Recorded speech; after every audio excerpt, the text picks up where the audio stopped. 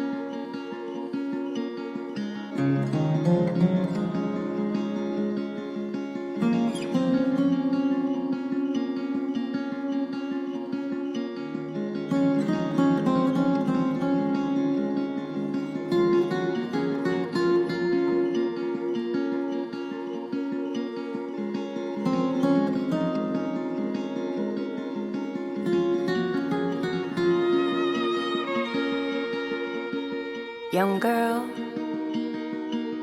say farewell to your father and hold close his lessons and his words so wise.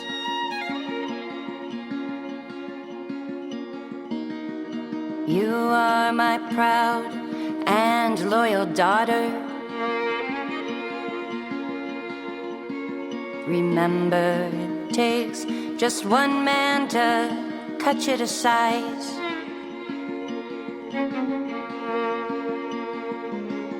He taught me how to make heart drawings,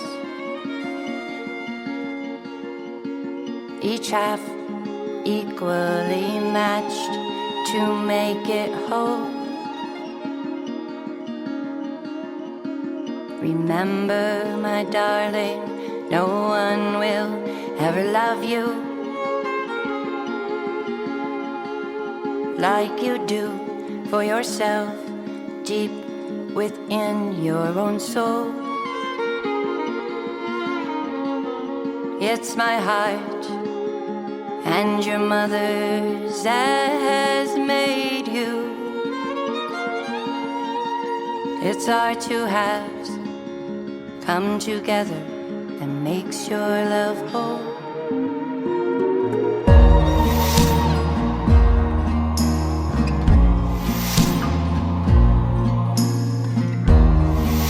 I saw him through the window, and the snowflakes made him look kind. If I had only known he was the devil, I never would have taken his hand in mine. I know I can feel my heart beating, feeling so small within his grasp. I never knew he would hold on so tightly, wondering how long this hell will last.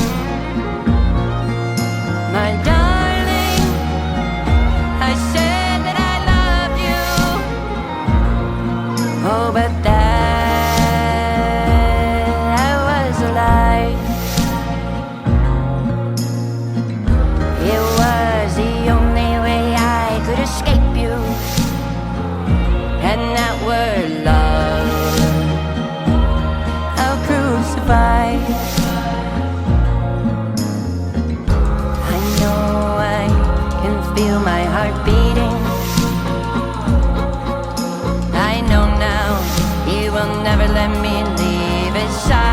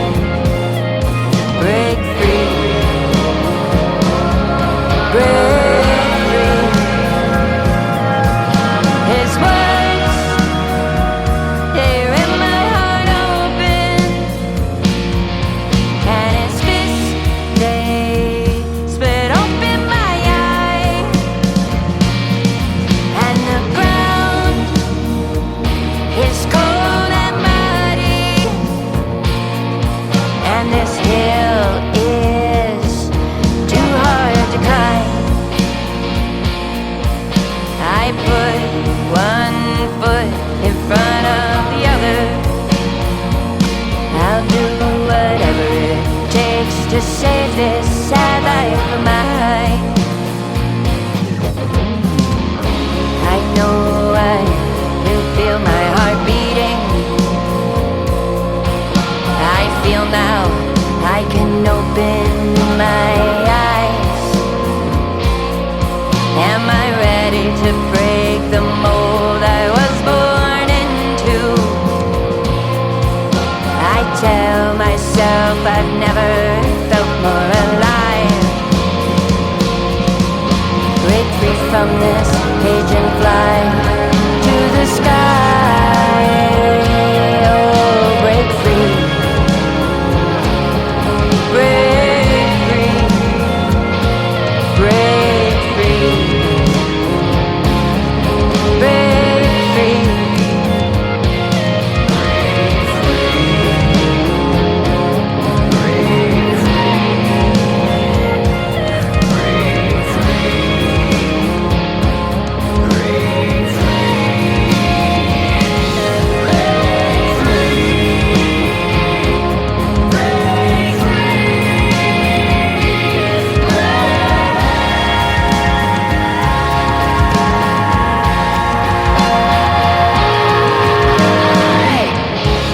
And joining us live in studio, she is at the news desk, Kate Shimke of Darling Hill. Hello. Hello. Welcome to the show. Thank you. Thank you for having me. Absolutely. We were just playing, coming back from the break there, we played Break Free, one of the amazing songs that you sent. And that's from your, is that from your most recent EP? It's actually from my only EP. It's from my debut EP. Oh, very good. It's very kind good. of like a sampler. It's not really all that cohesive necessarily, but that's because I just kind of flew by the seat of my pants I gotcha. when I walked in the studio. Yeah, that's a long song. I love how it builds. Thank you. Really good. Yeah. Jay Bello, of course, from the band Chasing the Devil in the chat room. He says, great tune, Kate. Oh, thank you.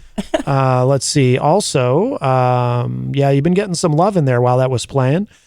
Trying to back. Oh, J-Fed from Vermont says, I dig this song. Yeah, Isaac Banks from Greensboro, North Carolina says, awesome song. Getting a lot of love in there. So very good. Very That good. was probably my most cathartic song. I kind of went in there with no agenda, but that song I didn't want to like edit too much with it. I knew it was long. I knew it was going to be real dramatic and theatrical, and I just didn't care. Yeah. So I was like, this song's really long, and I'm like, I'm not interested, because when I went in there, a lot of the songs were, I didn't really know what I was doing, to be honest. And that one, though, I knew for sure that I wasn't going to cut back. If anything, I was going to add more. So it's kind of the experience. It's almost like two songs in one. Okay. There's like this intro and then this like epic build, like you said. It starts really simple and then ends with this basically Kaylin Chase screaming. So Yeah. DJ Steve is in the chat room from Retro Spectrum Radio, and he says, good afternoon, Matt. Great song. And yep, you're getting a lot of support. Hello to Lee Rensky. That's a new name in there. I don't know if that's a fan of yours. No, I hello, actually, I'm fairly new. So this is kind of like my first time really being exposed. Oh, very good. Very good. I'm on all streaming platforms, but like, unless people don't know you exist, so please, all these people, please subscribe. I'm on Spotify, TikTok, all the streaming platforms. Yep. Absolutely. Do you want to tell us more about that song, Break Free? I read a little bit in your bio on your website, but sure. It's probably the most, how do I put it in a nutshell, so to speak. Yeah. Basically, it's if you listen to it, you can kind of get the vibe. But about let's say 9 years ago, I moved back home from Maryland and experienced just a real bad thing. It was just like one bad thing after another. It was just all the bad things that could happen to somebody happened to me in like a month. Yeah. Yeah. Wow. So I was really broken down. I was an alcoholic. I was arthritic. I was newly divorced. I was on a rebound with a real abusive guy. And my dad was passing away from cancer. So it was just like, geez. I was literally in the gutter. I was in that moment. That's a lot. And some of it was brought on by my own alcoholism. Some of it, I was just in the wrong place at the wrong time. But basically, the reason why my name is Darling Hill is because I experienced an assault on that road, but I actually also live on that road now. And so when I was healing after this traumatic assault, I decided to put down the bottle and pick up an instrument. Yeah. And decided to start my life over. I had a lot of support. And so I just started playing music and just really becoming obsessed and addicted to that. Mm-hmm. And I ended up writing this song, about my history with my father, instilling me self-love and courage and empowerment and, just warning me of all the things in the world that you can encounter that are dangerous, but to hold true to yourself. And it ends with this moment of break. I broke free from those chains. Basically, I broke free from the alcoholism. I broke free from the abuse. I broke free from all of that. And now I live on the other end of the street on Darling Hill. And I live in a little cabin in the woods. And that's where I fostered my music. That's where I fostered my art. So now every day I wake up and go and leave the house, I see the place where I really hurt, but I also see the place I heal. So, Right. Wow. So this song is very cathartic. When I brought it to the studio, that's why I was so hell-bent on it being just left alone and just see what manifests around it. So the producer in the studio knew exactly what I was putting down and helped me create that environment and that vibe. So that was the first song you recorded for the EP, or actually the first song I recorded was Quiver. Okay. I went to Nashville twice. So I went to Nashville. My girlfriend, who is a fabulous agent for Granite State Blues Society and a booking agent for Blues Pros, but she works for blues musicians, and I'm not blues, but she was like the lantern in the dark for me. She knew. She's like, look, I know these people in Nashville. Go to Nashville, just try it on. And I went down there, and the producer squeezed me in. Yeah. And I did Quiver and Garden of Crowns, and Quiver really lit me up though, because I put down the acoustics. Yeah. I still play guitar. You can hear me in the back, but I really wanted to dabble with like the buttons and the knobs and the synth and like all the samples and get out of that folk rut, because as much as I love folk music, I grew up with it. Like I really wanted to break free of that. Yeah. And find my own voice. So like people are always asking me, what's your genre? And I'm like, I don't really know yet. But when I went to Nashville and sat next to a producer who could pull those sounds out of me and create them, that's when I got really excited. So I went back and finished, spent about 8 days in the studio and finished up with the other tracks. Oh, very cool. Yeah, our guest yesterday, Dakota Smart, also recorded in Nashville. I watched him yesterday. Yeah, he's amazing, he's great. Isn't he? Yeah, he's what, 5 nominee? Is he the with one? the New England Music Awards. Yeah, five-time nominee. Yeah, just amazing. Yeah, what a voice on that guy. Nashville's magic. There's something about going down there that my life is different now that I've been back here. Yeah, I've been immersed in the local music scene.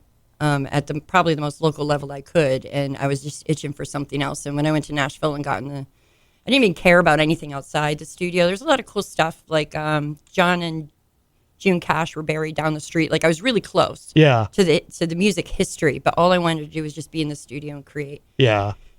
Miriam Banish in the chat room says, amazing music. She has a beautiful voice. Thank you. Yeah, it's funny too, because some people, I assume, still have kind of this idea that, Nashville, that's all about country music. And it's like, no, there's all kinds of music being made there. And that's what I thought too. I thought the same thing. And then the more and more I started meeting local musicians, some of them were coming back from Nashville. I'm like, wow, I thought you would have to go to New York, Boston, LA. But I guess from what I'm hearing, there's this mass exodus from LA of producers to Nashville. They just I don't know what happened, but a lot of people came to Nashville. And it's so a little surreal, because there's really iconic musicians just walking around everywhere. Yeah. It's like I had to pinch myself. I'm like, I had to remind myself where I was. I was like, wow, they're just hanging out.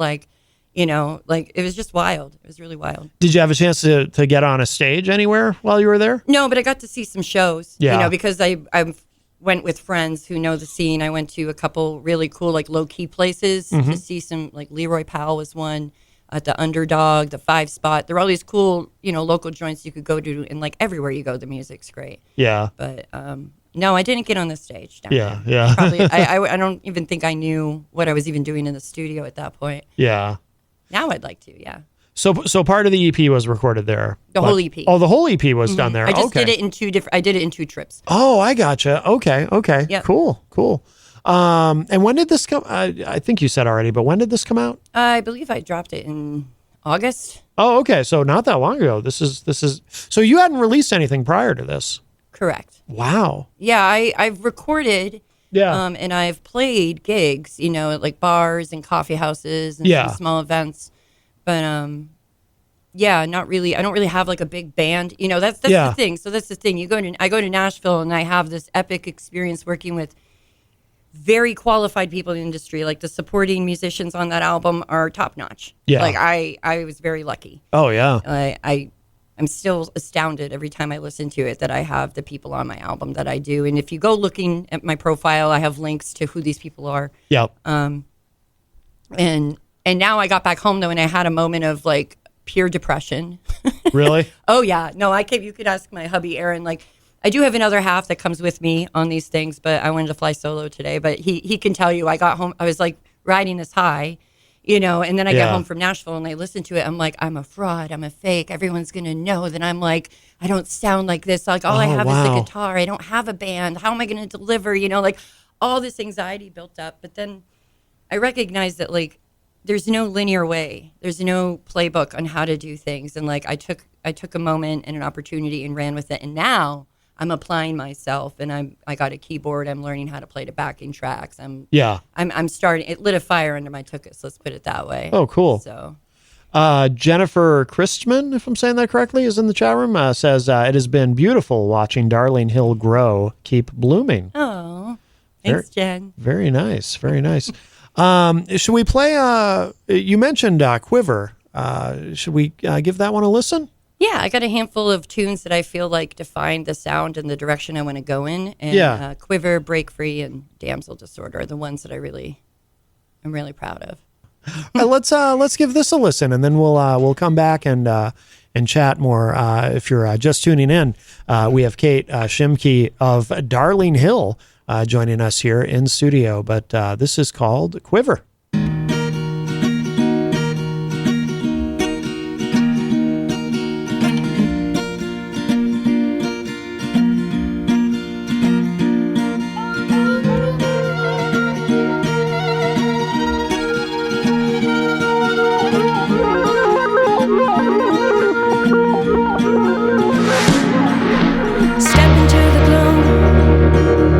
Walking through that room and see you sitting there, drinking in my stare. It won't be long now, oh, you'll be mine somehow. I want you to lick my wounds. I wanna howl at the moon. Whoa, whoa, whoa.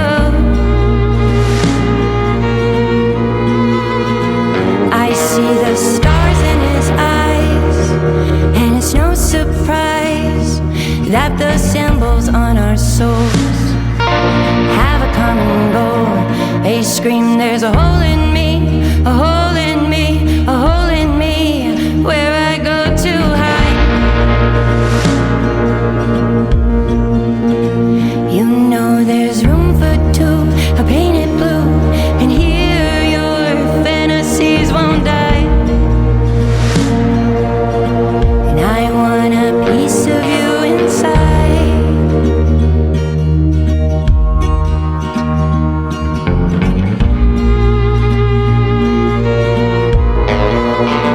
My knees are shaky, shaky, shaky, oh, and tongue between my teeth.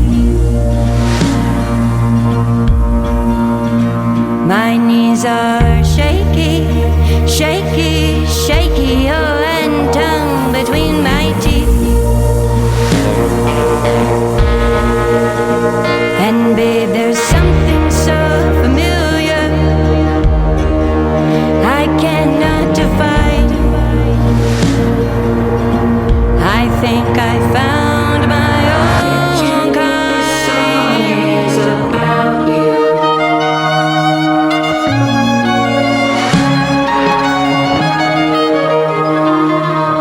I bet you think this song is about you.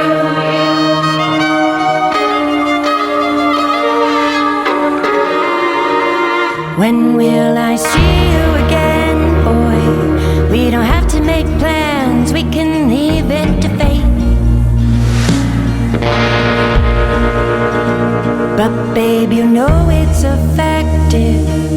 We leave it up to that, or we might be too late. My knees are shaky, shaky, shaky, oh, and tongue between my teeth. My knees are shaky, shaky, shaky, oh, and tongue between my teeth. And babe, there's something so familiar I cannot define. I think I found my own kind. Oh, I think I found my own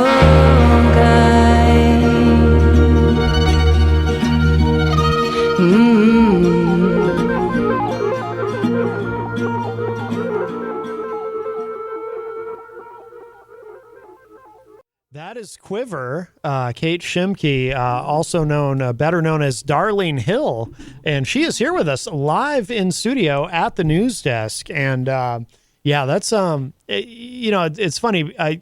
We were talking earlier about genres and so forth, and yeah, I don't even know how I would describe that to someone if I was trying to describe what it sounds like. I wouldn't know either. I was in the studio and I looked at the producer. I go, "What did we just do?" Like I literally, I go, "What is that?" He's like, "I don't know." And so when I went there, I was like, I looked at his portfolio. By the way, my friend who brought me there, her name's Rachel Barnard. She's a phenomenal booking agent and very supportive. Yeah. And she's like, "I want to hear what you sound like. I want to know too." And so when I got there, I looked at his portfolio, and he's worked with, Beck. He's worked with, I can't even think of it right now, a lot of people, but Beck stuck out to me because Beck is like out of the box. Yeah. So I was like, okay, I can go in here and like ask him for the weird stuff. Like I want to get weird. I looked at him, I said, I want to get weird. These are the people I want to emulate. These are the sounds I like. I'm a big fan of Danny Elfman. I'm a big fan of like the synth, nostalgic 80s, weird, dark stuff. Yeah. So he's like, all right. So I just got in there and we started playing with sounds and some of those were happy accidents, some of those moments in the song, Yeah. And I quite frankly don't even think it's finished. I actually left. Really? Oh yeah. If I had more time, I probably would have ruined it maybe. I don't know. But like some things you just got to let them be. They can develop over time, move on to something different. So yeah. Quiver was a song about just feeling weak in the knees over someone across the room you don't even know. Right. And you think you have something in common with them, or they make your heart like beat faster, or you just feel lusty for them, not necessarily love, but kind of quivery. Yeah. Do any of these songs, did any of them come out like really different than what you had in mind when you first wrote them? So Damsel Disorder was literally like right before I got in the car to drive to Nashville. We drove down there and I found a songbook from like 2016. And I was flipping through it and I saw like 2 verses and a chorus, and I had no idea what that was going to say. I had an idea in my head, I guess you could say, like a direction that I wanted to go in, but I was like, you know what, I'm going to, like, what do they say, throw it at the wall and see what sticks. That's going to be the one I'm going to do this with. And before it was called Knives, and if you listen to it, you will know why, but I didn't want to be that literal. So I was looking at it, and I remembered writing it. I was sitting in my kitchen, and I was looking around the room. So because I was, I'll dip back into my past, I was pretty violently assaulted, and it left me with some symptoms, and I'm not the first to discover that you have some magical powers after you've gone through such physical things. You tend to have situational awareness. Yes. You tend to have, you tend to want your back to the corner. You do it, you just do it naturally. It just comes with the territory. And so I was mad about that though at first. I was really angry. I was like, I don't want this burden. I want to just go places and feel safe and feel good about it. I was like, well, why don't I write a song about how I'm feeling, you know? And so I was just sitting in the kitchen and I recognized that I do notice where weapons are, like weapons was a big thing. Like, oh, that could be a weapon. This could be a weapon. But knives, I was like in the kitchen. Cool. Yeah. So when I walked in there, we kind of built the song together. And that was one that surprised me. Yeah. Yeah. And I was real excited about that one because it was catchy. It was quick. And it was a little edgy, no pun intended. Yeah. Miriam Banish in the chat room says, very powerful music. I love it. you. She said, gives me chills. Wow, very cool. And our friend Charles Richardson from Florida also has joined us in the Facebook live chat. Are you actively performing these live yet, or are you still kind of figuring that out? Or? Well, I mean, I'm open to bookings. I am working on, like, I've been practicing 2 times a week. You know, I got my keyboard. I need a drummer. And I don't think I could get a drummer, you know, overnight. So I get real shy about who I share my music with, and I really need to let that go. And if I want to break free of that, But I do play out. I'm playing the Bull Run. Right now I'm just getting my foot in the door at the Bull Run, which is in Shirley, Massachusetts. I'm going to be playing in the Tavern, but they do have an event center there. I would love to play more house concerts. You know, if people want to book me for a house concert, I like those intimate environments more. I am a recovered alcoholic, so I'm not a big fan of playing bars so much. That makes sense. Self-preservation kicks in, and I'm like, that's cool. I would love to play that, but I'll do it, you know, but I usually get in and out of there. But I'm ready. I'm excited. You know, so if anybody would like to book me, please go to my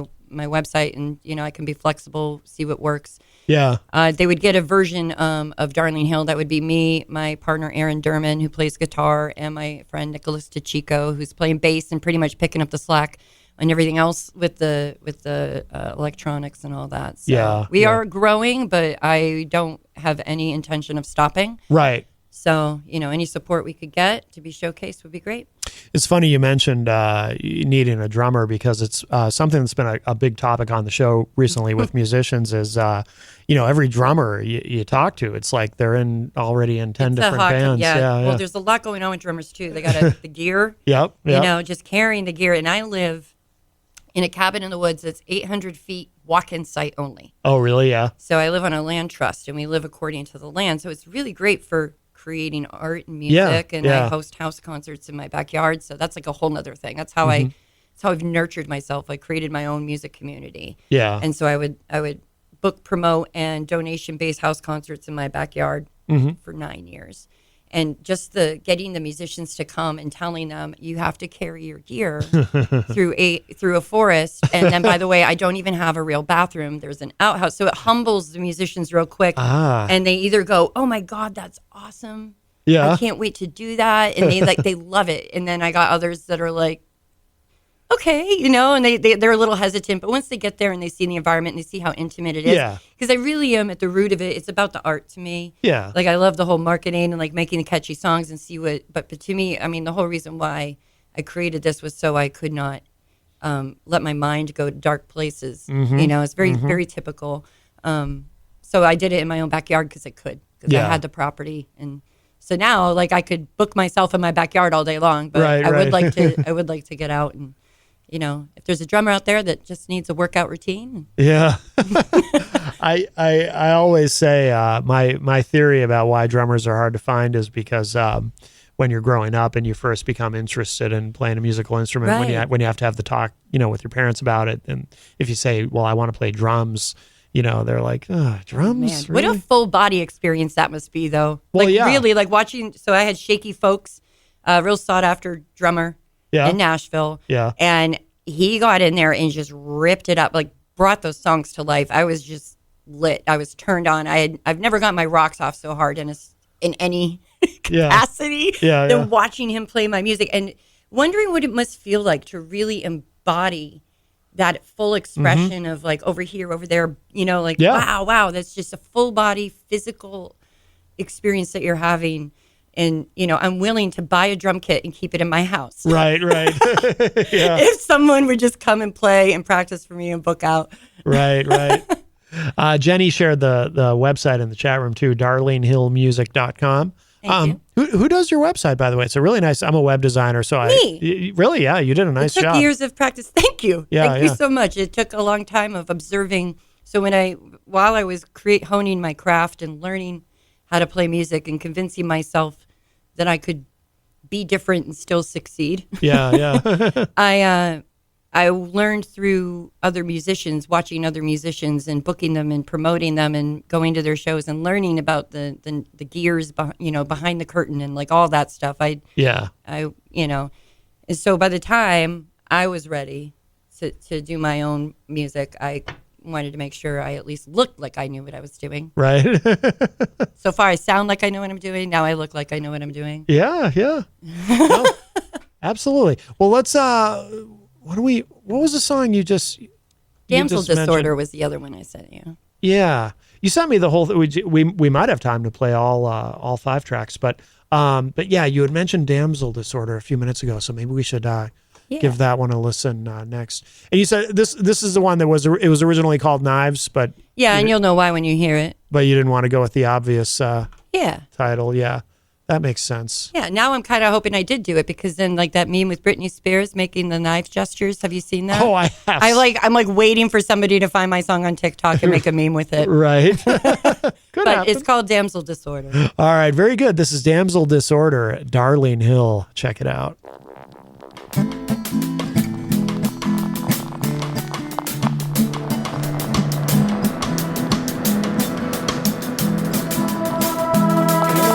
Damsel in distress is what I do best, 'cause I know where all the knives are. 'Cause I know where all the knives are. Unfinished business has already left its scars. 'Cause I know where all the knives are.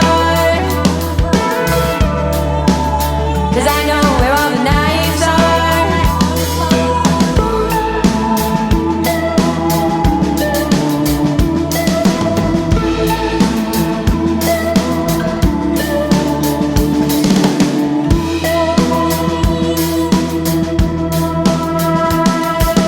Thoughts turned into lyrics like summoning spirits. Oh, oh. Picture my thoughts in the lyrics. Picture my thoughts in the lyrics. Don't let them harm you, bend you, break you. They only knew your enemies lie within you. Witnessed your weakness, I held them close and kept them my secret. Now I know where all the knives are. Now I know where all the knives are. Adrenaline, taste it, it's my territory, I'll stake it. Oh, whoa. Now I know where all the knives are. Whoa. Now I know where all the knives are. Don't let them harm you, bend you, break you. They only knew your enemies lie within you. Now I know where all the knives are. Whoa. Now I know where all the knives are. Whoa. Turn my thoughts into lyrics. Whoa. Turn my thoughts into lyrics. Whoa. Now I know where all the knives are. Whoa. Now I know where all the knives are. Whoa. Now I know where all the knives are. Whoa. Now turn my thoughts into lyrics.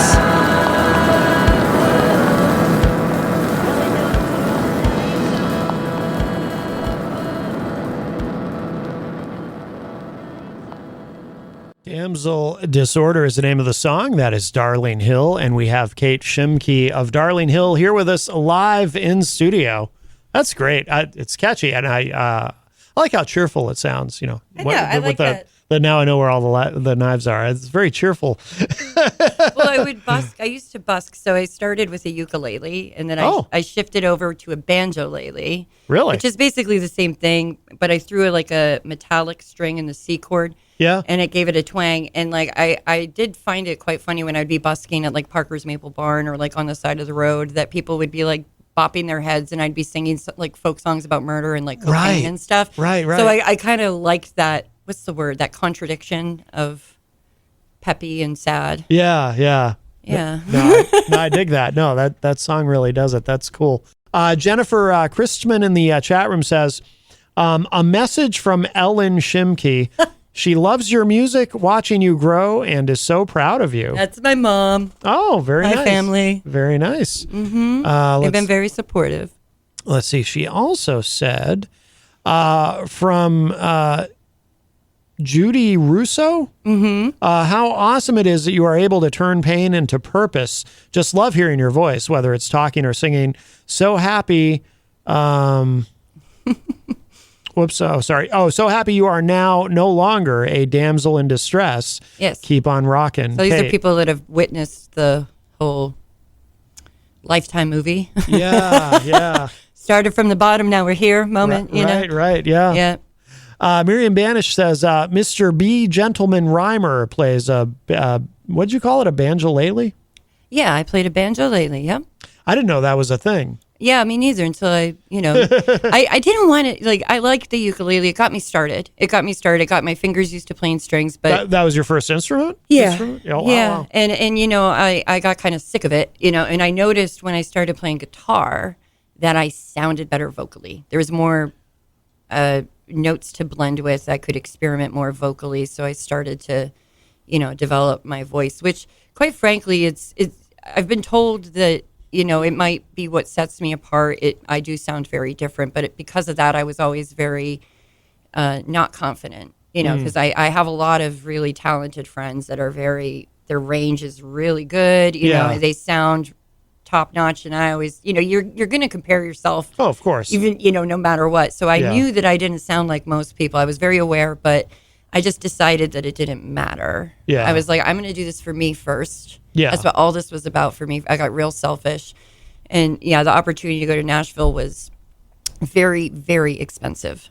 Just the travel expenses alone were very expensive, but it was a very defining moment. It was really, a good thing.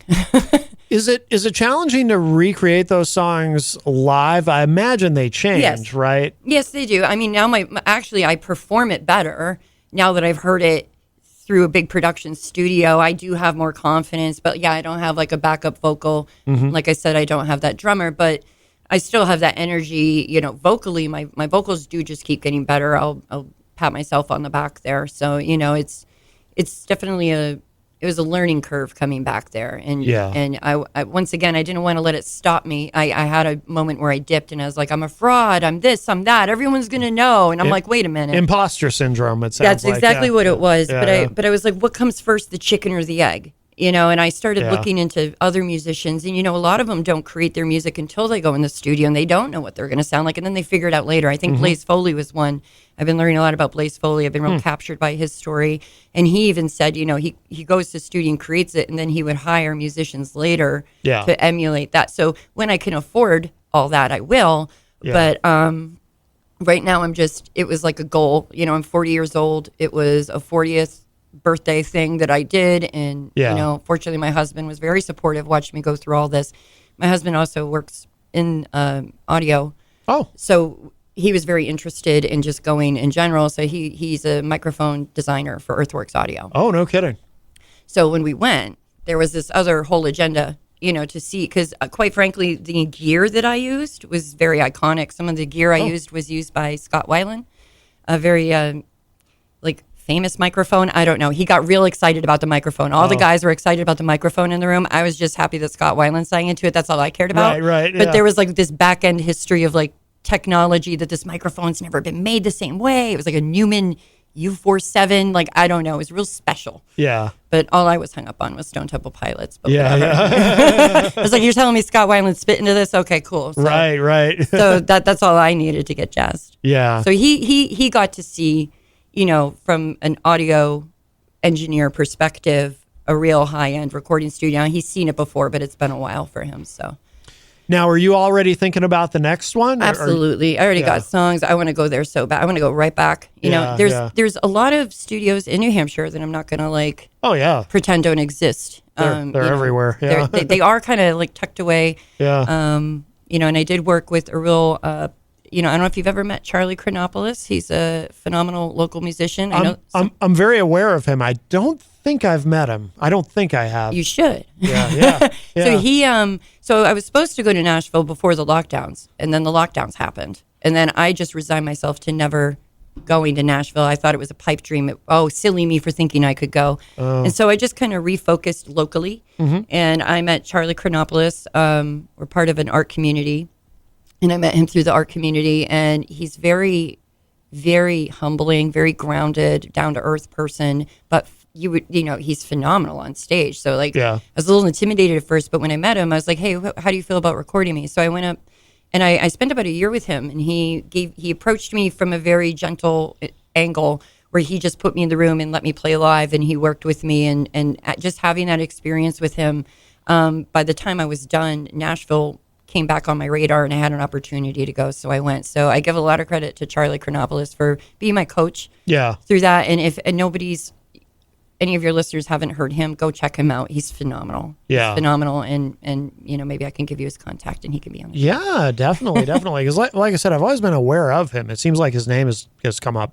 He actually got played locally. Obviously it wasn't this one or else you would know, but he was played in a local station. And I know he plays around Manchester and Concord. Yeah. But worth your time for sure. Yeah, no doubt. Are you writing a lot? Like, do you have a lot of song ideas? I have about, I have one that's literally called Back Burner. Yeah. That I haven't recorded. I have one that I did record in Nashville, but I wasn't happy with it. It was like one of the tracks I did where I was like, it wasn't hitting the mark. Oh, okay. So I probably have about 6 songs in my books that I could probably go back down and record if I wanted to. Yeah. If I had the money. Yeah. Or find another studio. Once you go to Nashville, I feel like it's like, it's kind of like crack. Once you go, you want to go back. You get a taste and you want to go back. And like I said, the studio musicians there are like, wow. Yeah. Yeah. And I did have a really great connection with the producer down there. So I do feel like it was like, I compared working with Zach from Wild Feather. It was Wild Feather Recording outside of Nashville. Yeah. And he really cares about your music. Like it's intoxicating how much he cares. Yeah. And he will do whatever he can to make sure that he gets that sound. Yeah. And it's like, I told my husband, I was like, it's like I got out of class and it's playtime. And I get to play in the playground with Zach all day long. It was euphoric. It was just so much fun. So I'm kind of addicted to working with him, but I would like to broaden my horizons and work with producers locally here as well. Yeah. Mm-hmm. Very good. Very good. Are there any, so there's a song that you did there that didn't make it onto the EP. Are there others or just that one that you decided not to put on there? No, that was the only one that I actually attempted to record that didn't go on there. Yeah. Yeah. I do want to record Back Burner. It's like about being the back burner in a relationship. There's a song called Backbone for the Backlash, which is basically, I didn't know it at the time when I wrote it, but to put that one in a nutshell, it's basically about cancel culture and just doing it anyway and saying what you want to say anyway. And, no matter what, because that's just the world we're living in now. No matter what you say, someone's going to get upset. Of course, yeah. So long as you have love in your heart, right, all that Buddhist crap, as long as as long as you can sleep at night knowing you're a good person, then do it. Then see what happens. Yeah. So that song I really did want to record, and I just wasn't happy with. I just didn't like it. I was like, no, it just didn't feel right. So I would like to re-record that one as well. When that happens, does Zach is his name? Yes. Does he? What is he like? When you say to him, I don't think this one's working out. Does he try to talk you into keeping it? Does he try to help you figure out what's not working, or does he just say, "Okay, we'll move on"? Like, what happens in that scenario? Well, in this scenario, I could tell you in other scenarios, if something didn't hit the mark, like say on Quiver or Break Free, I could tell him, and we would, work and calibrate. And there it is. What happened with Backbone for the Backlash was it was almost like I tried to squeeze too many songs in at once.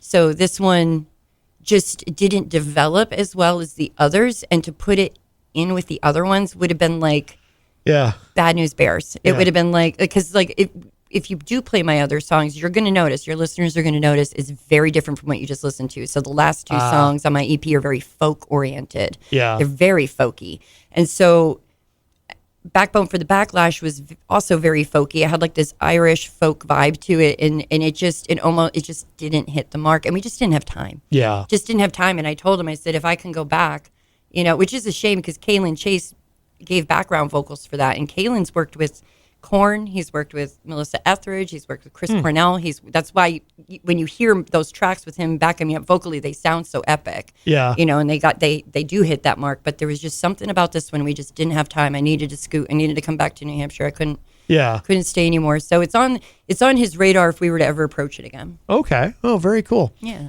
Well, I think we have time to fit another track in. I know I think we played the 3 that you wanted to make sure that we did, but you did send me. If I had to pick the last one, I'm gonna and this one will go out to my family because this song is called "Garden of Crowns," and this song is actually the song that my agent friend heard, and she said you need to take that song to Nashville. It's beautiful. So when I came back home, I met the love of my life, Aaron Durman, and I was getting ready to marry him, but I was also really sad because my father was no longer with us. He passed away within like 3 weeks after I moved back home. Oh, wow. And so there was this weird mix of I had this weird mix of joy because I survived this attack and I survived all these awful things and I was getting out of these bad things, but my family and I were also still grieving. Yeah. So I was trying to write a song to express how I feel. That's what I do. Instead of picking up a bottle, when I start getting those feelings, I'm going to pick up a pen and paper and just do that. Yeah. And so I was looking at my pictures of my mother on her wedding day, and she was wearing a daisy crown. And I like the theory of the circle of life and love, and when something ends, something new begins. Mm-hmm. And so when I would play this for my friends, Rachel Barnard heard me and she goes, take that to Nashville. She's like, I do wedding catering on the side. I'm telling you, that song should be played at every anybody who gets married is going to want to play that on their wedding day. So I would like to dedicate, this to my mom and my sister and anybody else in my family who may have gone through tough times. Just know it does get better. The only way out is through, and things are secular. And oh yeah, yeah.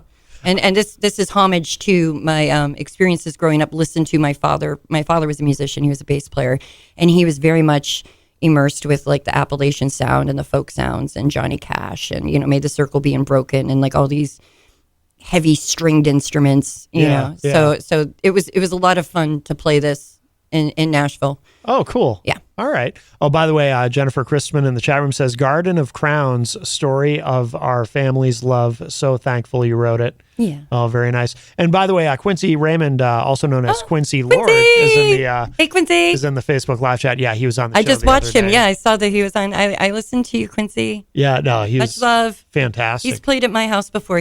Oh, yeah. cool. He really worked my crowd. Yeah. Oh, very My cool. family got to see him. So if my family's listening, Quincy's listening as well. He was on the show last week. Oh, very nice. Yeah. All right. So let's give this a listen. So this is Garden of Crowns. This is Kate Shimke, better known as Darlene Hill. And she was just telling us all about it. So let's take a listen. 1, 2, 1, 2, 3.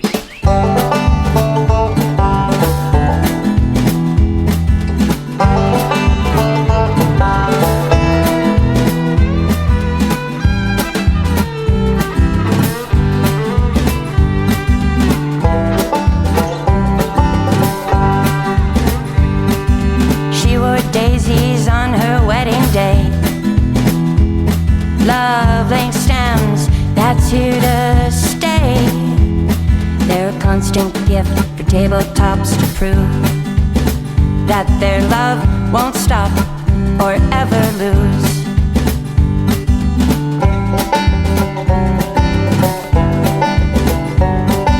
A fastened crown of flowered weeds made by children who run through trees. A daisy crown will be worn by daughters of a queen and little girls who were never heard and unseen.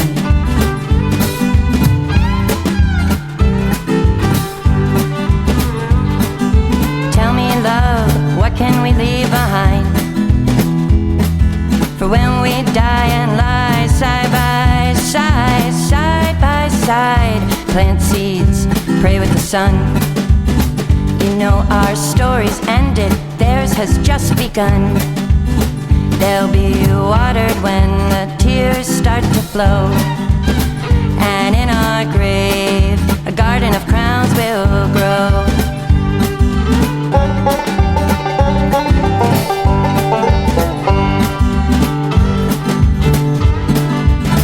Do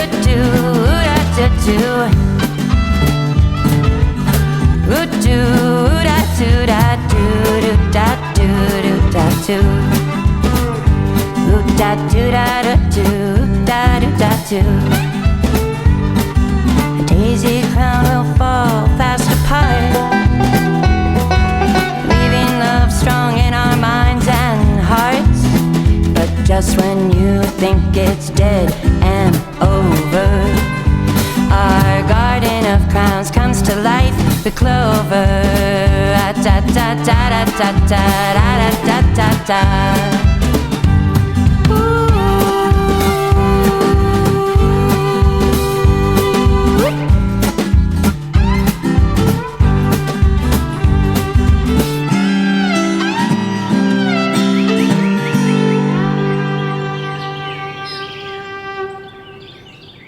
Me up at info@darlinghillmusic.com or any of my social media platforms or my website. You know, you can find me anywhere online.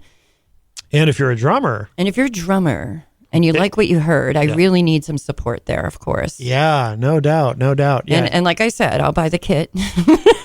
So you don't have to haul it down my trail. And is there a maximum requirement in terms of how many other bands they can be in? I mean, so long as I'm number uno, you know. There you go. That's how you do it. Oh, it's all right. I'm willing to be flexible. I mean, I played just with my guitar for years, so you know, I can wing it for sure. Yeah, no doubt. Kate, this has been wonderful. Thank you so much. Thank you for having me. I love the project, Darling Hill. Really good stuff. And darlinghillmusic.com.